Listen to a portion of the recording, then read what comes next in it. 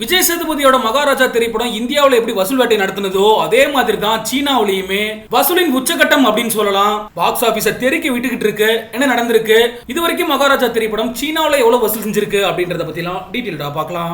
நடிகர் விஜய் சேதுபதி, சாச்சனா, சிங்கம்புலி, அபிராமின்னு பலரோட நடிப்புல கடந்த சில மாதங்களுக்கு முன்னாடி திரையரங்கில் வெளியான திரைப்படம் தான் மகாராஜா. சர்வதேச அளவுல பாக்ஸ் ஆபீஸ்ல கிட்டத்தட்ட 100 கோடிக்கு மேல வசூல் செஞ்சு மிகப்பெரிய சாதனை படைச்சிருந்தது. இந்த மகாராஜா திரைப்படத்தை தான் கடந்த சில தினங்களுக்கு முன்னாடி மொழி மாற்றம் செஞ்சு சீனாவில் ரிலீஸ் செஞ்சிருக்காங்க. இந்த படத்தை அலிபாபா குழுமம் கிட்டத்தட்ட 40,000 திரையரங்குல சீனாவில் ரிலீஸ் செஞ்சிருக்காங்க. சீனாவில் முதல் 3 நாட்கள்லயே கிட்டத்தட்ட 26 கோடி வரைக்கும் வசூலிட்டு இருந்துச்சு. இதுல படக்குழு ரொம்ப உற்சாகம் அடைஞ்சிருந்தாங்க. இதன் காரணத்தினாலதான் ஜப்பான்லயுமே இந்த படத்தை ரிலீஸ் செய்யலாம் அப்படின்னு சொல்லி திட்டமிட்டு இருக்காங்க. குரங்கு பொம்மை படத்தை எடுத்ததுக்கு அப்புறம் பல ஆண்டுகள் இடைவெளிக்கு பிறகு நித்திலன் சாமிநாதன் இந்த படத்தை இயக்கி இருந்தாரு. எத்தனை வருஷம் கழிச்சு வந்தா என்ன, நம்மளோட படம் எப்படி இருக்கு அப்படின்ற மாதிரி நித்திலன் சாமிநாதன் சிறப்பாவே மகாராஜா திரைப்படத்தை கொடுத்திருக்காரு. இந்த படத்தை இந்தியாவில் ரசிகர்கள் எந்த அளவுக்கு கொண்டாடினாங்களோ அதே மாதிரி தான் இப்ப சீனாவிலுமே கொண்டாடிக்கிட்டு இருக்காங்க. இந்த படத்தை பார்க்கணும் அப்படிங்கறதுல ஆர்வம் காட்டிக்கிட்டு இருக்காங்க.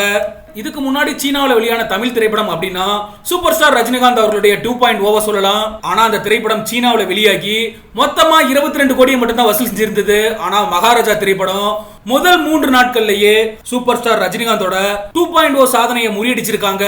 இந்த நிலையில தான் மகாராஜா திரைப்படம் சீனாவில் பிரம்மாண்டமா ரிலீஸ் ஆகி இதுவரைக்கும் மொத்தமா 52 கோடி வரைக்கும் வசூலிட்டு இருக்கு அப்படின்ற தகவலானது வெளியாகி இருக்கு. கண்டிப்பா இந்த படம் சீனாவில் மட்டுமே 100 கோடிக்கு மேல வசூலை ஈட்டும் அப்படின்னு சொல்லி படக்குழு மிகப்பெரிய அளவில் நம்பி இருக்காங்க அப்படிங்கிறதும் குறிப்பிடத்தக்க விஷயம்.